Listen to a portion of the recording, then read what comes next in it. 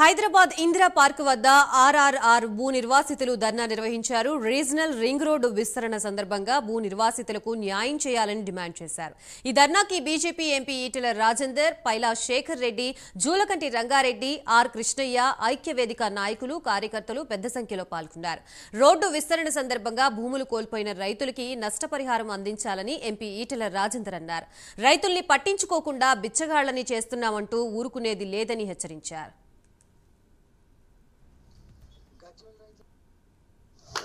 ఇంకా నల్లగొండలకు జర నోరు ఎక్కువ ఉంటుంది, చైతన్యం ఎక్కువ ఉంటుంది, సాహసం ఎక్కువ ఉంటుంది. అందుకని మీతో ఉంటే వాళ్ళకు కూడా ఇంత బలం వస్తుందని చెప్పి వచ్చినట్టున్నది. వాళ్ళని కూడా మంచిగా కలుపుకొని పోవాల్సిన అక్కడ ఉన్నది. ఇంకా మీకు తెలుసుదని నాకు వేరే వాళ్ళు కూడా ఉన్నారు.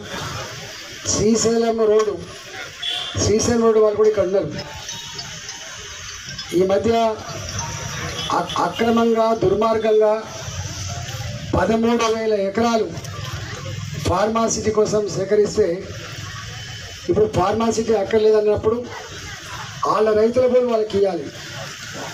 అక్కడ అసైన్మెంట్ భూములకు 5 లక్షల రూపాయలు, పట్టా భూములకు 10 లక్షల రూపాయలు ఇచ్చి ఆడ 3 కోట్లు 4 కోట్ల విలువైన భూముల్ని తీసుకున్నారు వాళ్ళు. కానీ దాన్ని వాపసు ఇవ్వకుండా తనట 4వ సిటీ నిర్మాణం చేస్తున్నారట.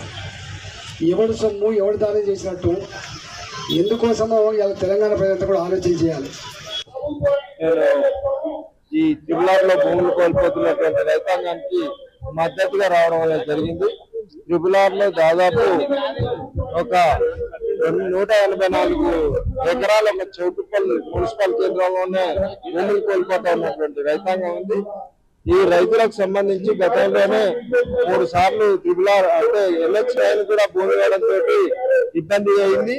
తర్వాత ఇప్పుడు గవర్నమెంట్ ఏంటంటే ఒక 180 ఎకరాల భూమి తీసుకోవడంతో కేవలం ఒక 300 మంది రైతులు, అదేవిధంగా ఇళ్ల ప్లాట్లకు సంబంధించినటువంటి వ్యక్తులు చాలా నష్టపోతా ఉన్నటువంటి పరిస్థితి ఉంది.